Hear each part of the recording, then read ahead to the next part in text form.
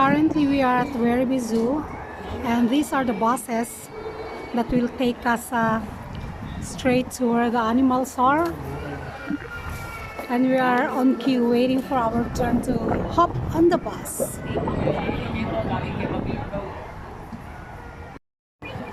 If you keep looking, you'll see the animals in the zoo. On the left-hand side, they're going to get a very, very big changing landscape around them over the next year or so as this habitat is under construction. When you're looking out there, you will spot a few camels. Oh, this is The camel. species we have here is the dromedary camel. Now, quite hard to find as they're so good at camouflage. You might be able to spy 5 if you really hard. The dromedaries have a very, very interesting backstory. So, as we all know, they're mainly from the Middle East. We're looking at camels at the moment. And they're a really good working animal, very popular domesticated species for many reasons. But the main one is that they're really animal. They carry more than their body weight on that big hump on their back. So you need to walk across some very, very dry, harsh landscapes and carry a lot of things on you. A camel is usually a lot more preferred than horses. So here in Australia in the 1800s, when there was time to build a lot of railways and also explore the deserts and outbacks, particularly up in the Northern Territory of Western Australia, camels were actually brought over in droves from Afghanistan. So they reckon about 11,000 camels came here. Of that, most of them were released. And that's kind of created a really big issue because flash forward to 2023, the population is forecast to be as high as 2.5 million and rapidly rising. Where are you heading to? The reason that is an issue is we don't have any natural indigenous species that are that large that graze on our plants. Our outbacks, they're not so dry, they're not so hostile, there's lots of that lush vegetation, and when camels come to, say, a waterhole or a little billabong, they'll eat all of those plants down to the ground to the point they do Be die. better when we're at the Start to hippos lose and all your later soil when structure, you're your water much becomes closer. muddy and a lot of sediment water that way. For most of the day when it's on these beautiful sunny days, they do spend a lot of time in the water or sunbaking up on the banks too. And often if they're half in, half out of the water up on the banks, you'll notice they take on a really pink complexion to their skin. And this is a really clever adaptation. They can actually secrete a mucus from that skin. And it acts as a bit of a That's a sunscreen, hippopotamus hiding in the water. and also an anti-screen. So a lot of the time, say, when they are in a billabong over the dry season, that water can really become a little isolated patch. You might have more of those. Now, you'll notice how big that eye is, and it's sort of a reflection of how big their brain is compared to people. So they might not be the smartest birds in the world, but what they lack up in the smarts department, they really make up for in the curiosity department. So anything foreign in their area, they love to investigate. Ostriches. Typically they love Parakeets. Could you see the ostrich? Okay. It's a really important place of trade and community. Very stuck in their wild instincts, and for that reason they were pretty much driven to the edge of extinction. To the point they were believed to be extinct for a long time until by absolute. And a breeding program was established around those to help really kickstart that population. And the good news is, there's a lot of stuff in between, but that population's going well. There's about 2,500 that now roam up in the Gobi Desert and also in the mountains of Kazakhstan. They're doing quite well, self-sustaining in the wild. So watch this space over the next 10 years and you'll watch them make an amazing comeback. So it's almost like the closest thing to a real-life Jurassic Park you're likely to find.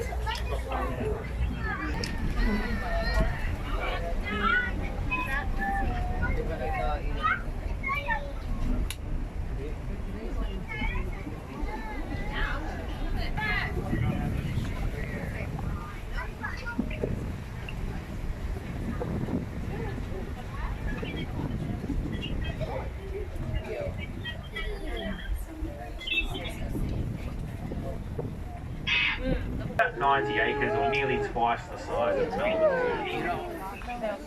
All the animals in here, they've got choice and control on where they go, what they get up to, what they want to feed on. It's a very exciting place to sort of come into. It varies every single hour pretty much.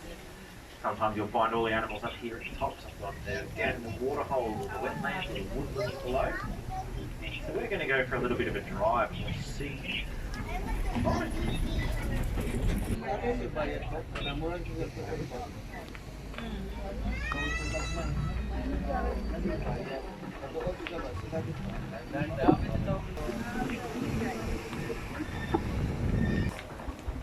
Yeah, we can go down around there too.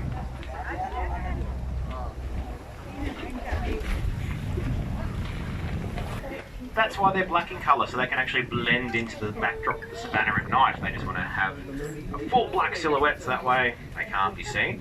Where the girls are brown in colour because they do all the parenting duties during the daytime. So they want to look like a tuft of grass or a log. It's a really effective way of remaining hidden and mixed in too. Those big brown antelope, they're not too well known, but these are what we call eland. Funnily enough, they're the world's largest species of antelope. They weigh about 1,000 kilos when they are fully grown.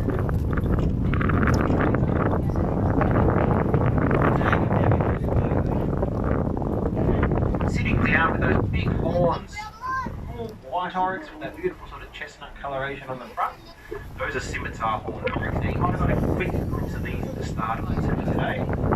But down here we've actually got our breeding males. So we have to keep the boys and the girls separate, otherwise the boys will literally joust each other almost to the death if they're in the presence of girls. They're trying to impress a little bit too much sometimes. So big old oryx, you will see those monstrous horns on their heads. Those are really much made to get on each other. But they also make a great scratching stick when they get older. So often you'll see the older oryx tilting their head just a little bit, giving them a good scratch in the bum.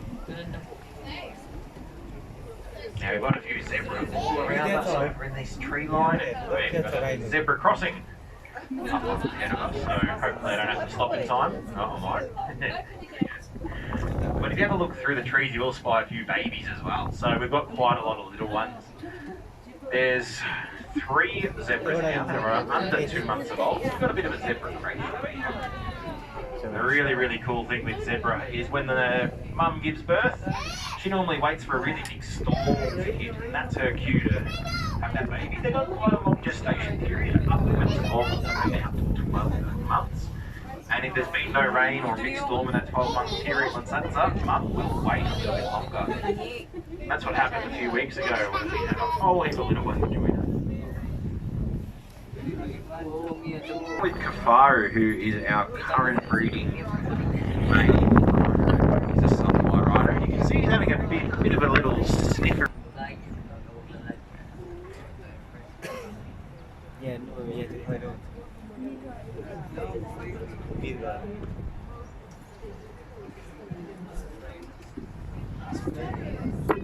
And this big rock, this is actually being created by Kafaru and all of the females.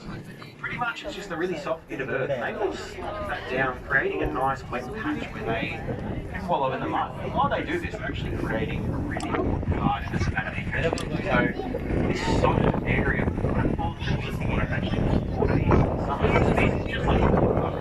They can still come, they can have a drink, they can roll in the mud, cover themselves up. The mud's really important as an actual sunscreen, moisturiser, and insect repellent for many, many animals. For that reason, rhinos are actually called a keystone species as they have such an important role. You know, it's pretty awesome that we get to see this active. You can obviously smell a few great smells today.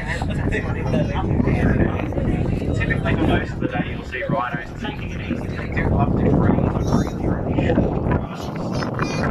Also, that's some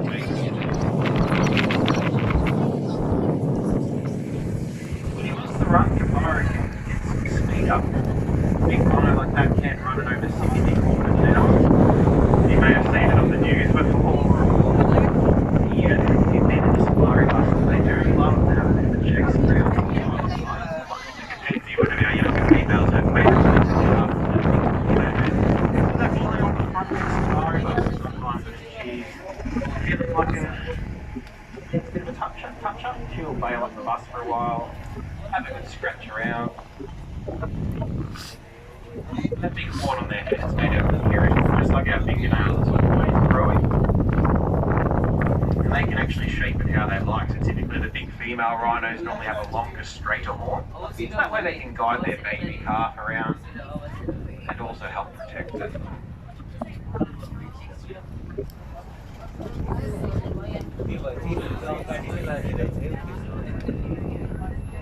If he does come up to the bus, everyone, just make sure that you do keep those hands inside.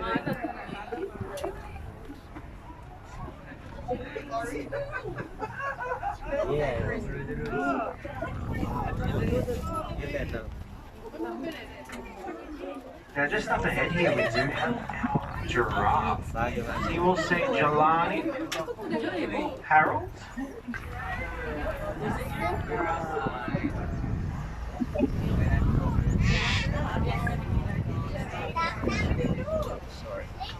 as you might see at the back, this is where the girls are today. So they decided they wanted to stay inside. They didn't really want to come out. But Kafari was keen as a bee.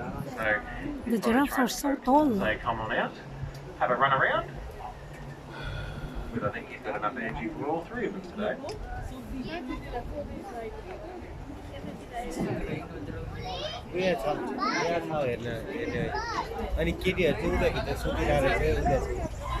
Now on each side of the bus we do have some more eland coming. A lot of Africa, these are really important animals. They're particularly the east coast, anywhere from say Sudan all the way down towards South Africa, you can find eland. And for a lot of communities, they've actually started to switch over from farming cattle to now farming eland, purely because in those areas the climate's drying quite quickly. There's a lot less pasture and a lot less available resources for communities that allow you to farm cattle. So by switching over to eland, it's a lot more cost effective. But the terrific thing is they are an indigenous species. They're very much used to those habitats. They can live in woodlands, on savanna, in forested areas. So no more do people need large amounts of land for cattle. And that means in terms of biodiversity, you can have these other species here. So the rhino, they can all do their development there. And the rest of the rhinos in the area, they can come along and have a smell and have a taste, see who has been through lots of pheromones and everything else that can be transferred. Now, one of their crazy adaptations is they can actually go over a year at a time without having a single drink of water. They've got some incredibly high functioning kidneys that can rip out all that liquid that's available in the system.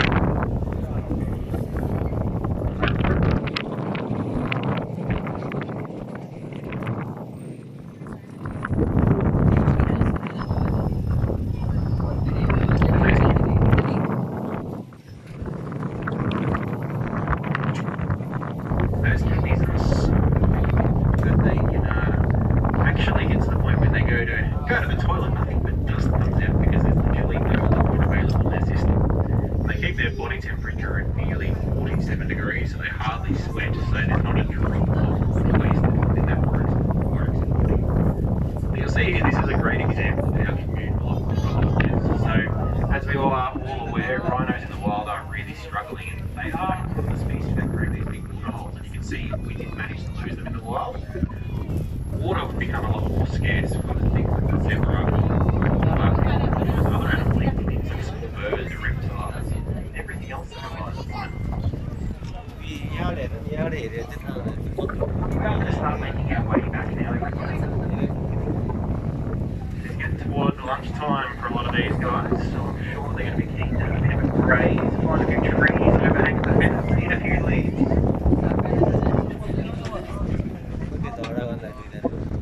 It looks like Mum is having a bit of an argument with her son down there.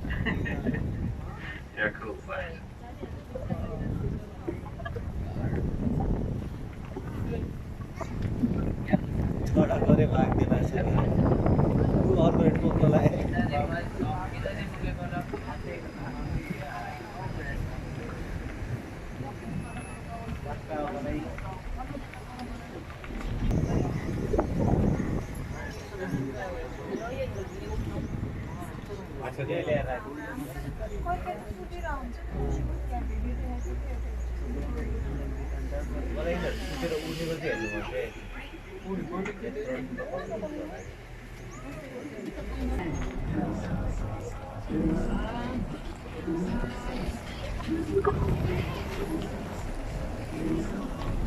Just over here on the left hand side, these are North American bison. Once upon a time they were the most species, about 50 million more that once moved between Mexico all the way up to Alaska. But with little under 100 years, they were nearly wiped off the face of the earth. There was only 800 left. That's when the US government formed Yellowstone National Park. That helped to really boost their numbers back again. But certainly not up to that 50 million or more where they were at. The people I stay with in America, they got bison, they breed them.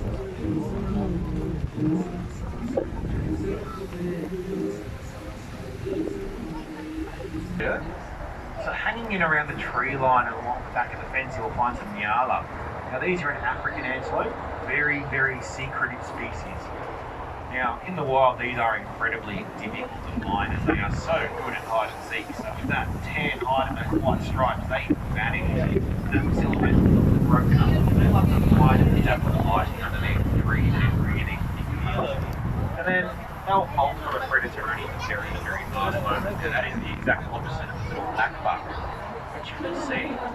Now, black buck, they are from India, also known as Indian antelope, and they are little speedsters, so they love to sit out in the open. Pretty much if they feel threatened, they will all bolt at the same time. They can reach speeds of up to 90 kilometers an hour, even more. When they run, they can jump and sprint, leap 8 meters at a time, and they can even change direction when running as fast as 28 an hour. So predators historically that would be things like cheetahs.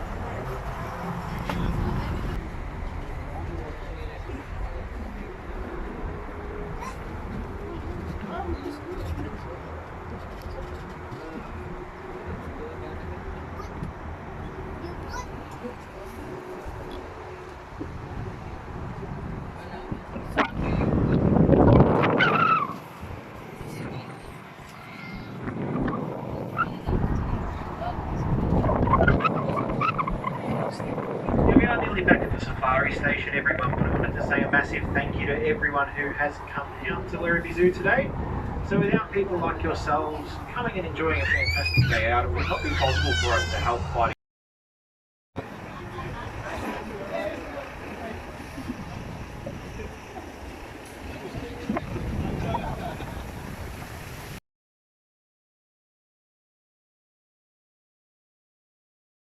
Thinking about coming around, you might just stay out of the boys' way. Yeah, I know, there's the father too. What are you going to do? You say hello? So, Mataba is the oldest. He used to be the dominant male, he used to be the breeding male, he's the father of both of these guys. But what happened was, once he started to develop his silver back, he started to sexually mature and put on some weight. He actually took over role of the dominant male in the group. So Mataba kind of stays out of the way. The boys do tend to displace him a little bit. So that kind of means they'll just move to an area where he is and their presence will kind of be enough to kind of move him on. Sometimes, but they mostly eat the bark. There's a lot of water in there and it's really fibrous and it's good for their guts. So they eat a lot of that. We do give them 15 kilos of greens every day, so that's lettuce, kale, celery, spinach, endive, all that kind of thing. And then they also get a couple of kilos each, probably like 4 or 5 kilos each of vegetables on top of that too. So that's things like carrots, eggplants, tomatoes, corn if they're really lucky, cucumber, capsicum, all that kind of thing. So, and then every now and then they'll eat the grass too, which is really nice when it's nice and fresh and lush, and we've just had some rain, so they do like that. But yeah, so they're completely herbivorous. They don't eat meat at all. So yeah, that's 200 kilos of muscle mass just from a plant-based diet. So it's pretty incredible the muscle that they can put on and how strong they are. We do a lot of training with these guys as well. So we want to make sure that we can check all their body parts. We want to make sure we can actually check their heart health. So we can do ultrasounds and we can take readings, ECGs of their heart rate. And that's all done through training. So we'll ask them to present a part of their body and then we can check it through the mesh. We can get the ultrasound probe. We can touch different parts and make sure everything's all good.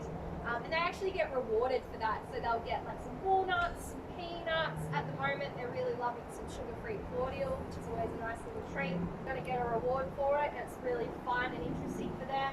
And if they don't want to participate, that's also fine. They're not pressured to do anything. So, so hello. Yes, we're talking about you, Anya. So yeah, they're very interesting individuals. I think Anya's quite happy with himself now. He's having sort of display and he's just having a scratch now, I think. But yeah, out in the wild, these guys are in a bit of trouble. Their numbers are declining due to habitat loss. And it's mostly for farming and agriculture, but there's also a bit of land that's being lost due to mining. So it's very in demand, and it is costing their habitat and therefore their numbers.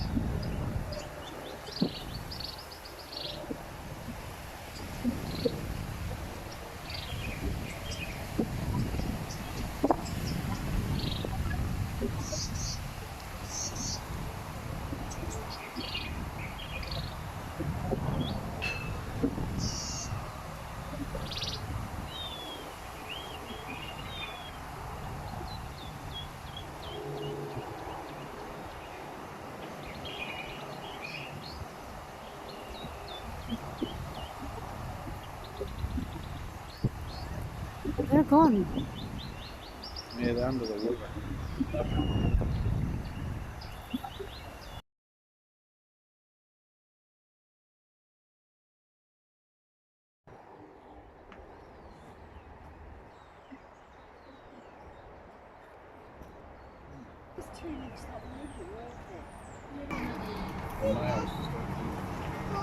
These are female lions.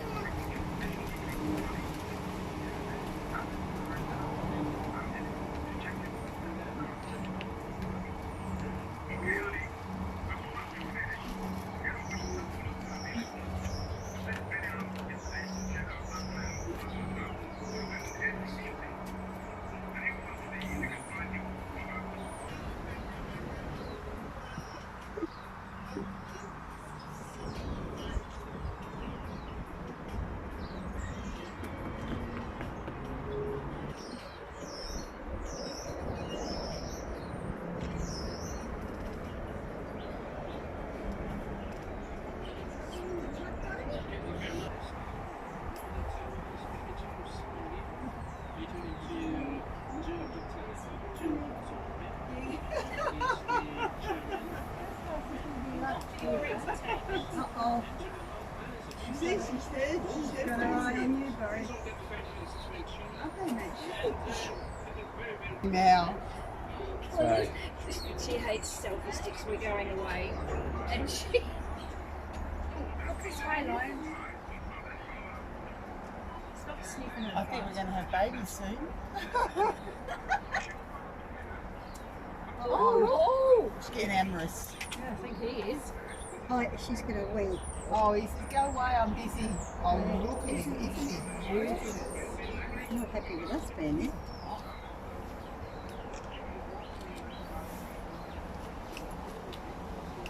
Give him a swipe with your paw. That's a nice one. Now, you'll know when he's amorous. He'll have 5 legs instead of 4. True. He's thinking about it though. Isn't he gorgeous? You should give me a whack with one of those paws. Have you ever seen them? Here she comes. It's just a cat. Sometimes I've been in this.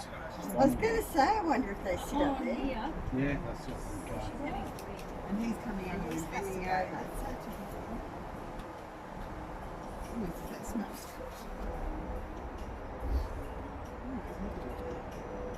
Oh, is this just... Ooh, look at that. Oh, isn't he gorgeous? I like it. I think he's showing off, morning. isn't he? He's beautiful.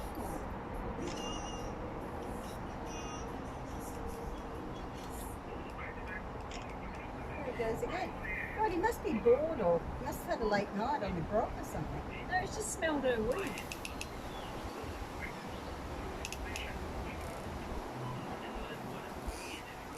Oh, isn't he How funny are you, mate? Watch him. I